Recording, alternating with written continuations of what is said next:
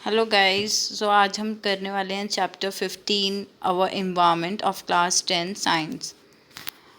Let's start. Everything that surrounds us is environment. It includes both living, that is biotic, and non-living, that is abiotic environment.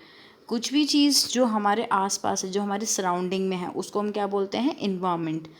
और environment में हमारे दो तरह के components होते हैं। First is living, that is biotic, and second is non living, that is abiotic components. The interaction between these biotic and abiotic components form an ecosystem. जो interaction होता है एक बायोटिक और एक इम्बायोटिक कंपोनेंट्स को, जो इन दोनों के बीच का क्या होता है? इंट्रैक्शन। उसको क्या वो क्या फॉर्म करता है? इकोसिस्टम। इकोसिस्टम फॉर्म होता है by the interaction between the biotic and abiotic components. In an ecosystem, living components depends on each other for their food, which give rise to food chain and food webs in the nature. हमारे ecosystem के अंदर, in ecosystem जो भी living components होते हैं वो एक दूसरे के ऊपर डिपेंड रहते हैं फॉर फूड के लिए, जिसकी वजह से हमारी फूड चेन जो होती है वो राइज होती है एंड फूड वेब्स राइज होते हैं इन अ नेचर।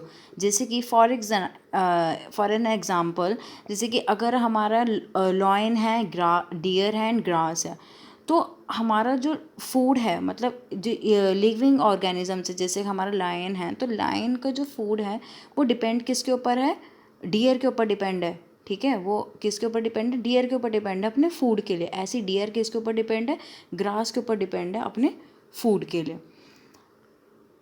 तो अगर वो एक दूसरे के ऊपर डिपेंड होते हैं तो ये क्या फॉर्म कर रहे हैं? एक फूड चेन फॉर्म कर रहे हैं, एक फूड वेब फॉर्म कर रहे हैं एक नेचर के अंदर। Human activities lead to environmental problem such as depletion of ozone layer and production of huge amount of garbage. हमारी ह्यूमन एक्टिविटीज़ जो होती हैं उससे क्या होता है? काफ़ी ज़्यादा इन्वायरमेंटल प्रॉब्लम्स होती हैं, जैसे कि हमारे ओजोन लेयर का डिप्लीशन हो जाना, हमारा हाई अमाउंट ऑफ गार्बेज की प्रोडक्शन होना। तो इस वजह से क्या हो रही है? काफ़ी ज़्यादा इन्वायरमेंटल प्रॉब्लम्स होती हैं इन ह्यूमन एक्टिविटीज़ की वजह से। So let's first talk about the ecosystem. What is ecosystem? The ecosystem means all the interacting organisms in an area together with the non-living constituents of the environment form an ecosystem. Example is forest, ponds, etc. जब हमारे सारे organisms, all the interacting organism in an area, जब वो एक साथ होते हैं एक नॉन लिविंग कॉन्स्टिट्यूएंट्स के साथ, एक ecosystem of an environmental form करते हैं। इकोसिस्टम क्या फॉर्म करते हैं? वो इकोसिस्टम जैसे फॉरेस्ट, पॉन्ड्स, ये क्या करते हैं? एक इकोसिस्टम फॉर्म करते हैं।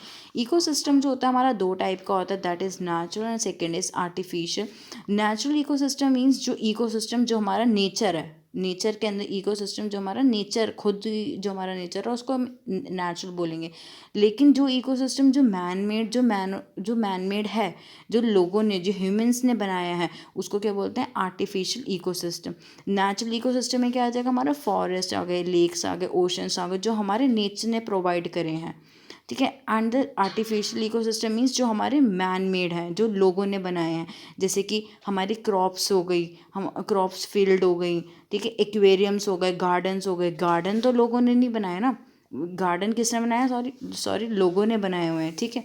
और फॉरेस्ट वगैरह क्या है? नेचुरल है, नेचर से मिला हुआ।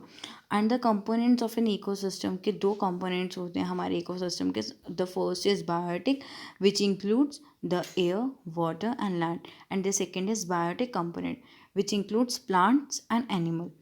द बायोटिक कंपोनेंट्स के अंदर हमारे क्या चीज़ आती हैं? तीन चीज़ें आती हैं। The first is producer, consumers and decomposers. ठीक है।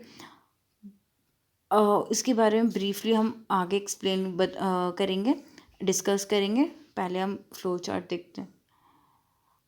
Biotic components means producers, composers and decomposers include होते हैं। And the composers consumers include herbivorous, carnivorous, omnivorous and pesticides.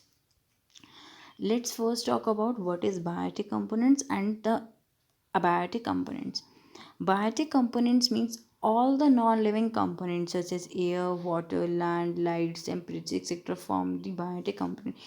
जितने भी ज़्यादा हमारे नॉन लिविंग कंपोनेंट्स होते हैं, जो भी हमारे air, water, land, light, temperature etcetera कुछ भी चीज़ें होती हैं, वो सब क्या होते हैं, हमारे सब अबायोटिक कंपोनेंट्स होते हैं।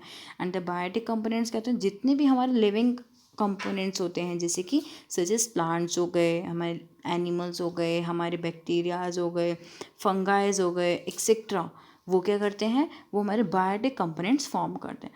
On the basis of nutrition the biotic components are further divide into two. हमारे न्यूट्रिशन के बेसिस पे ये जो बायोटिक कंपोनेंट्स हैं वो किस में डिवाइड है, वो 3 चीज़ों के अंदर डिवाइड है। क्या क्या चीज़ें हैं, सबसे पहला the first is producer, consumers, producers हो गए, कंज्यूमर्स हो गए एंड डिकम्पोजर्स हो गए। सबसे पहले हम बात करेंगे प्रोड्यूसर्स कौन होते हैं।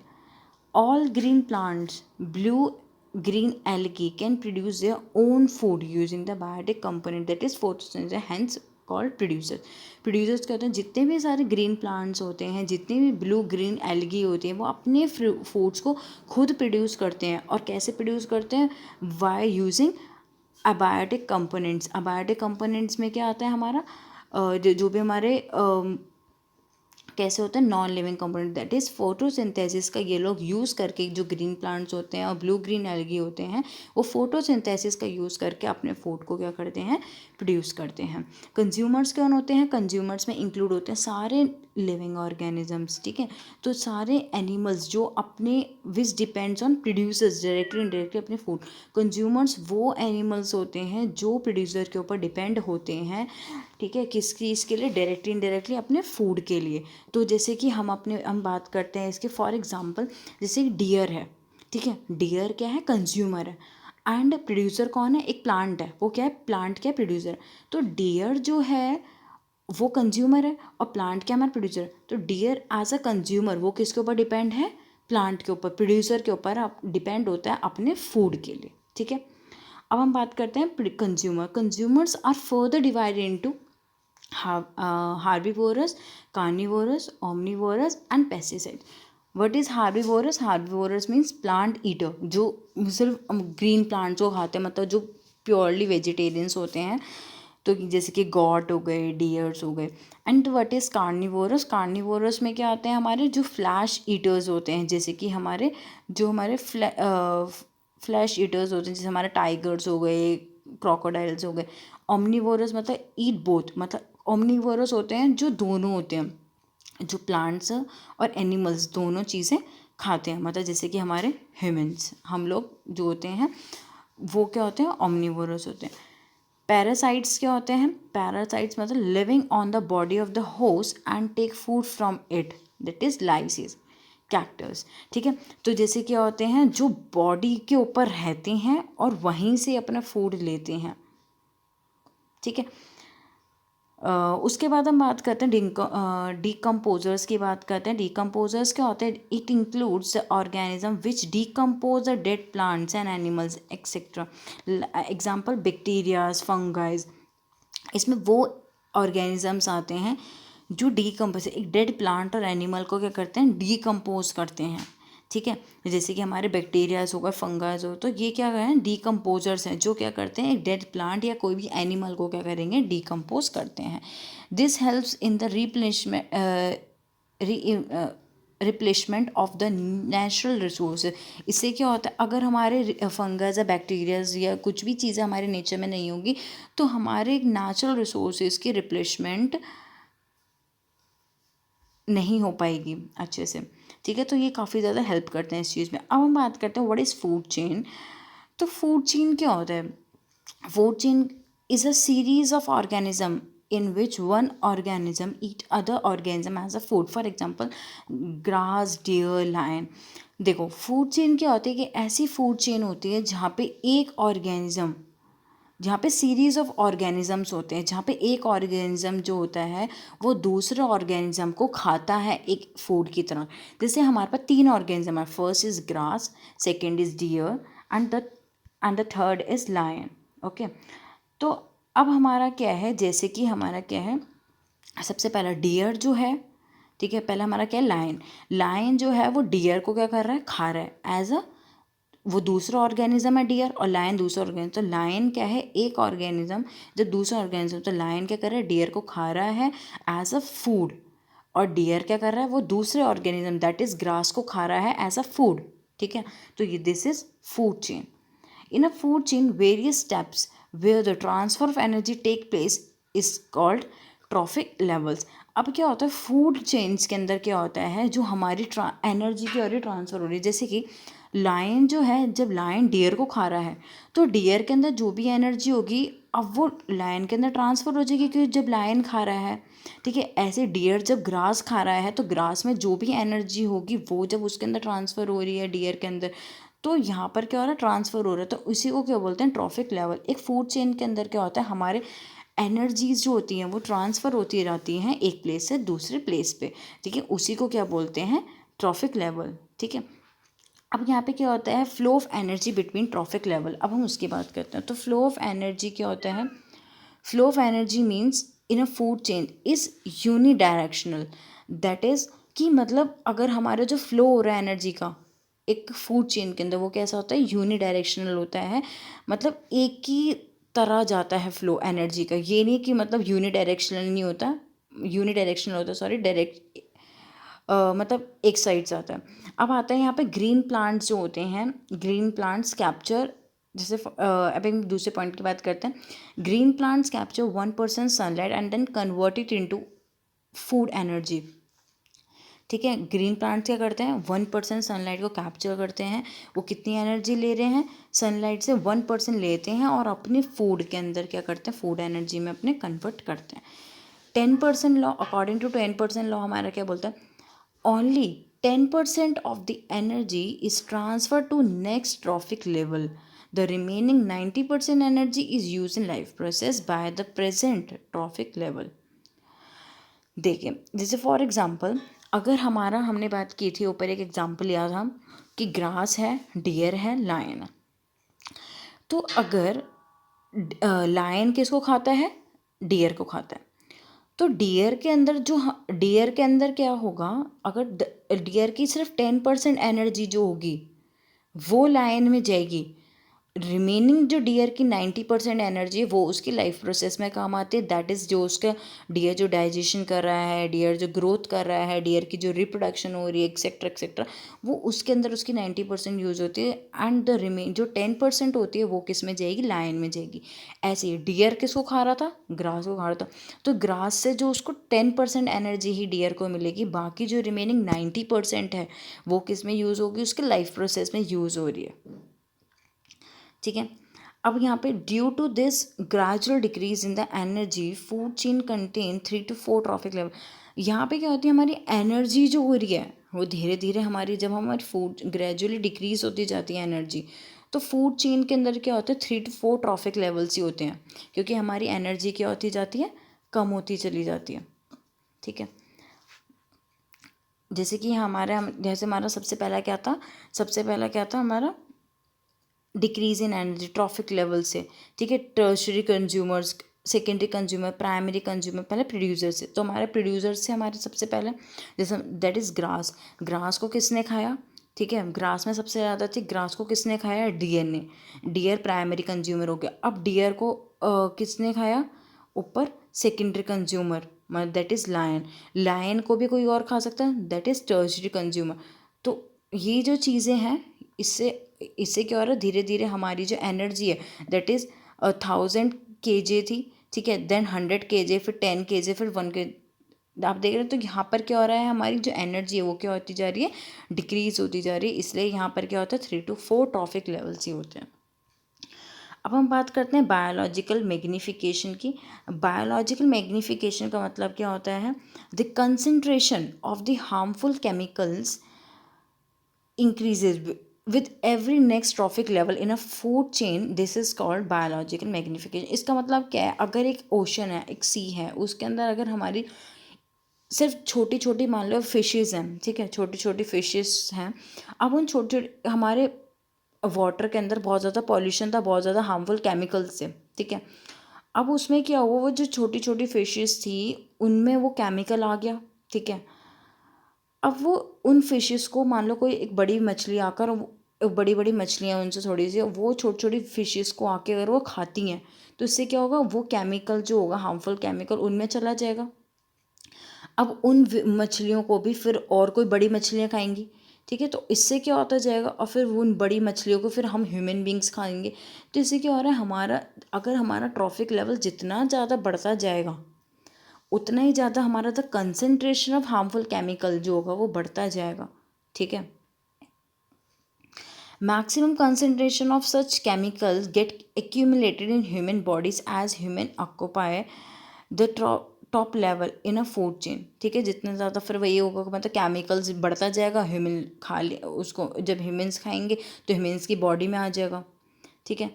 अब क्या आएगा, फूड वेब क्या होता है, in nature large number of food chains are interconnected forming a food web. यहाँ पे क्या होता है, हमारे नेचर के अंदर large number of food chains जो होती हैं, जो काफ़ी सारी फूड चेन्स जो होती हैं वो एक दूसरे से इंटरकनेक्टेड होती हैं, ठीक है। और वो सारी फूड चेन्स मिलके एक क्या बना लेती हैं, फूड वेब बना लेती हैं, ठीक है। जैसे कि एक प्लांट है, ठीक है, प्लांट्स को कौन खाता है, रेबिट्स खाते हैं, रेबिट्स को वॉल्फ खाती हैं, ठीक है। रेबिट्स को फिर कौन खाती, ईगल्स खाती हैं, ईगल्स को कौन खाते हैं, स्नेक्स खाते हैं, स्नेक्स को कौन खाता है, स्नेक्स को कौन खाता है, माइस खाते, स्नेक्स क्या खाते हैं, माइस खाते हैं, ईगल्स क्या खाते हैं, माइस खाते हैं।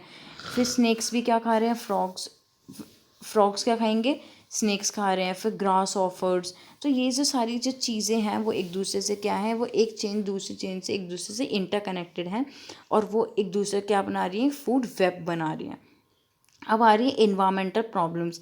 Changes in the environment affect us and our activities changes the environment around us. Human activities leads to pollution, deforestation. अगर हमारे जो हो रहे हैं, मतलब इन्वायरमेंट के अंदर काफ़ी सारे चेंजेस हो रहे हैं जो हमें काफ़ी ज़्यादा इफ़ेक्ट कर रहे हैं, and our activities change the environment around us. Human activities से क्या हो रहा है, काफ़ी ज़्यादा पॉल्यूशंस हो रहा है, डिफॉरेस्टेशंस हो रहा है। अब क्या चीज़ है, अब हम बात करेंगे किस चीज़ की, ozone layer. What is ozone layer? Ozone layer क्या होती है, एक प्रोटेक्टिव ब्लैंकेट होती है जो हमारे अर्थ के ऊपर होती है, जो काफ़ी ज़्यादा क्या करती है, एब्जॉर्व करती है most of the harmful UV, that is ultra violet radiations of the sun, ठीक है। तो वो जो सन से जो काफ़ी ज़्यादा, जैसे हमारा एक सन है, एक हमारा अर्थ है, अर्थ के ऊपर है हमारी एक क्या है, प्रोटेक्टिव लेयर है, उसको क्या बोलते हैं हम, ओजोन लेयर।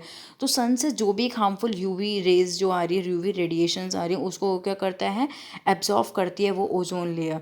और वो क्या करती है, वो ओजोन लेयर उसको एब्जॉर्व करती है, जिससे कि वो हमें प्रोटेक्ट कर, जो हमारे लिविंग बींग्स हैं, ठीक है, उनको क्या करती है, प्रोटेक्ट करती है किस चीज़ से, जिससे कि उनको कोई हेल्थ हैजार्ड्स ना हो, जैसे कि कोई स्किन कैंसर ना हो, कोई कैटरेक्ट ना हो, कोई डिस्ट्रक्शन ऑफ प्लांट्स ना हो। तो इन सब चीज़ से उसको प्रोटेक्ट करके रखती है।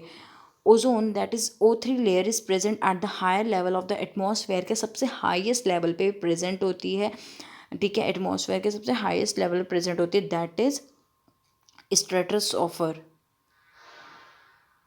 स्ट्रेटोस्फेयर, स्ट्रेटोस्फेयर, ठीक है, वहाँ पे क्या होती है, प्रेजेंट होती है। It is a deadly poisonous at the ground level, और ये काफ़ी ज़्यादा क्या होती है, पॉइजनस होती है। अगर ग्राउंड लेवल पे होगी तो बहुत ज़्यादा कैसे होती है, पॉइजनस होती है, ठीक है। अब हम किस चीज़ की बात करते हैं, फॉर्मेशन ऑफ ओजोन मॉलिक्यूल्स। अब ओजोन मॉलिक्यूल की फॉर्मेशन कैसे होती है, the higher energy UV radiation break down the O2 molecules into 3 O2 atom.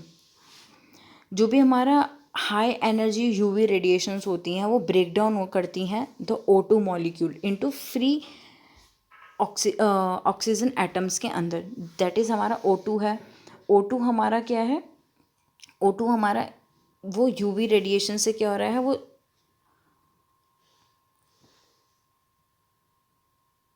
ठीक है, वो क्या O2 क्या कर रहा है, यूवी रेडिएशन से क्या हो रहा है, वो दो पार्ट्स में डिवाइड हो रहा है, दैट इज O+O एटम्स में ब्रेक डाउन कर रहा है।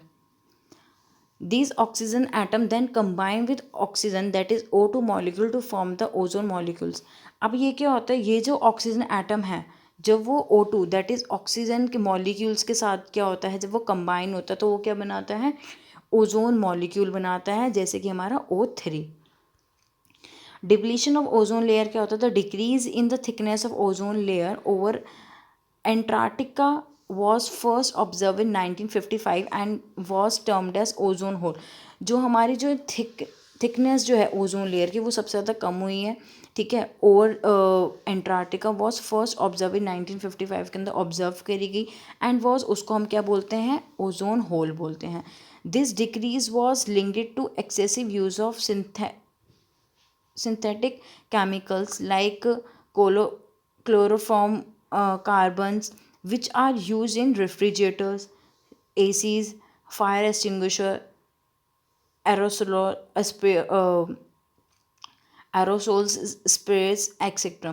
तो ये जो डिक्रीज़ हो रही है, decrease in the link of excessive use, ठीक है, हम क्या कर रहे हैं, काफ़ी ज़्यादा हम ज़्यादा से ज़्यादा यूज़ कर रहे हैं हम ये जो केमिकल्स हैं, जो CFC जिसको हम बोलते हैं, ठीक है, इसका हम काफ़ी ज़्यादा यूज़ कर रहे हैं. और ये कहाँ पे मिलती है हमें, जो CFC जो होती है, ये जो केमिकल होता है, हम कहाँ पे यूज़ करते हैं, रेफ्रिजरेटर, AC, फायर एक्सटिंग्विशर, इन सब के अंदर यूज़ करते हैं. तो जितने ज़्यादा यूज़ करते जा रहे हैं, इस वजह से क्या हो रही है, ये सब चीज़ें क्या हो रही है, हमारी ओजोन लेयर की जो थिकनेस है वो क्या होती जा रही है, डिक्रीज होती जा रही है.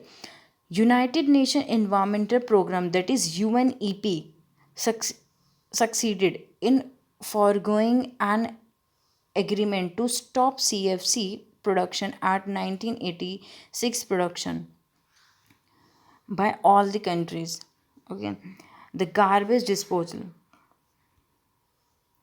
What is garbage disposal? Garbage disposal means improvement in lifestyle have resulted in accumulation of the large amount of waste material.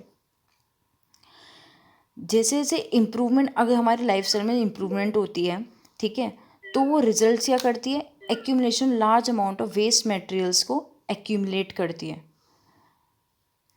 Garbage contain following types of material इसमें आते हैं. क्या क्या चीज़, एक तो होते हैं बायोडिग्रेडेबल और एक होते हैं नॉन बायोडिग्रेडेबल. ये दो तरह के वेस्ट होते हैं. तो बायोडिग्रेडेबल क्या होते हैं, substances can be decompose by the action of microorganisms are called biodegradable waste.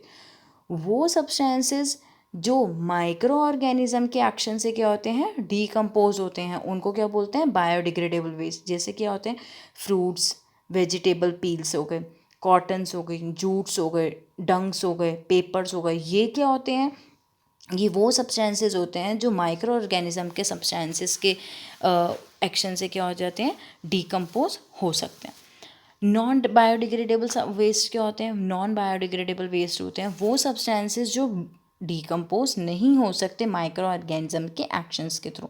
जैसे कि हमारी प्लास्टिक, हमारी पॉलीथीन्स, ठीक है, जब भी तो कहते हैं कि हमें पॉलीथीन्स का यूज़ नहीं करना चाहिए, हमें प्लास्टिक का यूज़ नहीं करना चाहिए, क्योंकि वो कभी भी डिकम्पोज नहीं हो पाते हैं, ठीक है. तो हमारे प्लास्टिक्स हो गए, पॉलीथीन्स हो गए, मेटल्स हो गए, सिंथेटिक फाइबर्स हो गए, रेडियो एक्टिव वेस्ट हो गए, पेस्टिसाइड्स हो गए, etcetera. Microorganisms release enzymes which decompose the material. Micro organisms क्या रिलीज़ करते हैं, एंजाइम्स क्या होते हैं, वो रिलीज़ करते हैं जो मटेरियल को डिकम्पोज करते हैं. But these enzymes are specific in their action, that's why enzymes can not decompose all the material. ठीक है, तो मतलब क्या होता है, माइक्रो ऑर्गेनिजम्स क्या होते हैं, वो एंजाइम्स को रिलीज़ तो करते हैं जिससे कि मटेरियल को डिकम्पोज कर पाएँ, बट वो एंजाइम्स जो होते हैं अपने एक्शन में क्या होते हैं, बहुत ज़्यादा स्पेसिफिक होते हैं, जिस वजह से एंजाइम्स जो होते हैं वो हर तरह के मटेरियल को डिकम्पोज नहीं कर पाते. Some methods of the last topic is some methods of waste disposals. There are some of the methods of waste disposal. Waste को डिस्पोज करने के कुछ मेथड्स होते हैं. First is biogas plant. Biodegradable waste can be use in biogas plant to produce biogas and manure. Biodegradable waste जो होता है उसको हम यूज़ कर सकते हैं बायोगैस प्लांट के अंदर, जिससे कि वो बायोगैस को प्रोड्यूस कर सके, बायोगैस एंड मैन्योर को क्या कर सके, प्रोड्यूस कर सके.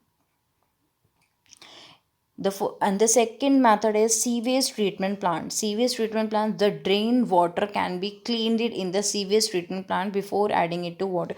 यहाँ पे क्या होता है, पानी जो होता है हमारा सीवेज से, पानी जो सीवेज का पानी हमारे वो रिवर्स में जाए उससे पहले ही जो ड्रेन वाटर होता है उसको क्लीन किया जाता है इन सीवेज ट्रीटमेंट प्लांट के अंदर उसको रिवर में जाने से पहले, जिससे कि हमारी जो रिवर है वो भी पॉल्यूटेड ना हो, और हमारे जो प्लांट, जो हमारे एनिमल्स हैं, जो हमारी फिशेज़ हैं, वो डाइट वगैरह उनका कुछ भी ना हो, सही रहे। ठीक है, अब यहाँ पे क्या आता है, land filling. The third method is land filling. Land filling में the waste are buried in the low lying area and are compacted by rolling with बुलडोज़र्स। ठीक है, तो यहाँ पे क्या होता है, जो वेस्ट होता है उसको हम जला देते हैं, ठीक है, एक लो लाइंग एरिया के अंदर, और फिर उसको कॉम्पैक्ट कर देते हैं बाय रोलिंग विद बुलडोज़र्स के थ्रू। उसको फिर क्या कर देते हैं, पूरा कॉम्पैक्ट कर देते हैं। The fourth method is composting. Organic waste are filled in a compost pit. ठीक है, उसको हम क्या करते हैं, जो भी हमारे ऑर्गेनिक वेस्ट होता है, ठीक है, उसको हम क्या करते थे, एक कंपोस्ट पिट के अंदर उसको हम फिल्टर कर देते हैं, and covered with the layer of the soil. After about 3 months garbage changes into चीज टू मैच्योर। ठीक है, जो भी हमारा ऑर्गेनिक वेस्ट होता है, ठीक है, उसको हम क्या कर देते हैं, एक कंपोस्ट पिट के अंदर उसको हम डाल देते हैं, उसके ऊपर हम सॉइल के काफ़ी सारे लेयर्स डाल देते हैं, और उसको 2-3 months के लिए ऐसे छोड़ देते हैं, जिससे कि वो एक मैच्योर के अंदर क्या होता है, चेंजेस हो जाता है वो गार्बेज। ठीक है, अब यहाँ पे क्या आता है, रिसाइकलिंग। रिसाइकलिंग कहते हैं non biodegradable waste are recycle to make the new item. जो भी नॉन बायोडिग्रेडेबल वेस्ट होते हैं, नॉन बायोडिग्रेडेबल वेस्ट मीन्स जो हमने ऊपर पढ़ा था, जो डिकम्पोज नहीं हो पाते bye the action of microorganisms. ठीक है, तो वो जो नॉन बायोडिग्रेडेबल वेस्ट जो होता है उसको हम क्या करते हैं, रिसाइकिल करते हैं दोबारा से, जिससे कि हम नई नई आइटम्स को बना सकें। ठीक है, अब क्या आता है, रीयूज़। रीयूज़ का मतलब क्या होता है, it is a conventional technique to use an item again. ये क्या है, एक तरह की ये हमारी कन्वेंशनल आइटम है, जिसको हम वापस एक आइटम को हम यूज़ कर सकें, उसके लिए कन्वेंशन। एग्जांपल जैसे कि newspaper for making an envelope. Newspaper हमारा ख़राब हो गया, तो ये एक हमारी कन्वेंशनल टेक्निक है कि हम वो उस आइटम को, हम न्यूज़पेपर को हम वापस से यूज़ कर सकते हैं एक एनवलप बनाने में। सो ये कुछ क्वेश्चंस हैं, short question types and short answers type questions.